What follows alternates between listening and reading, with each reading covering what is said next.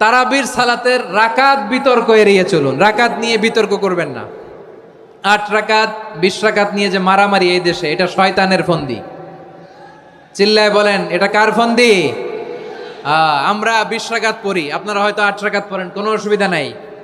আমরা যারা 20 রাকাত আমরা পড়তেছি, আমরা 20 রাকাতের কথাই বলি। 20 রাকাত আমরা পড়বো আজীবন। সৌদি আরবে মক্কা মদিনায় 20 রাকাত পড়ে, কোনো অসুবিধা নাই। অন্যান্য মসজিদগুলো 8 রাকাত পড়ে। এই নিয়ে এদের মধ্যে মারামারি আছে? হ্যাঁ, এই জন্য রাকাত বিতর্ক এড়িয়ে চলবেন। প্রিয় ভাইয়েরা, আপনার আমল আল্লাহর কাছে কবুল হবে সংখ্যার বিচারে না উত্তমতার বিচারে? বলেন তো, সংখ্যার বিচারে না উত্তমতার বিচারে?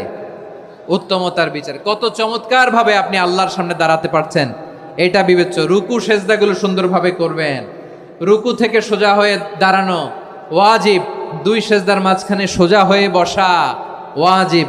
এই তাদিলুল আরকান বাদ দিলে হানাফি মাযহাব মতে সৌ সেজদা দিতে হবে। অন্য মাযহাব মতে নামাজই হবে না, আপনি নামাজই হবে না। এই জন্য ধীরস্থির ভাবে তারাবির সালাত যেন আমরা আদায় করি। পারা যাবে তো ইনশাআল্লাহ?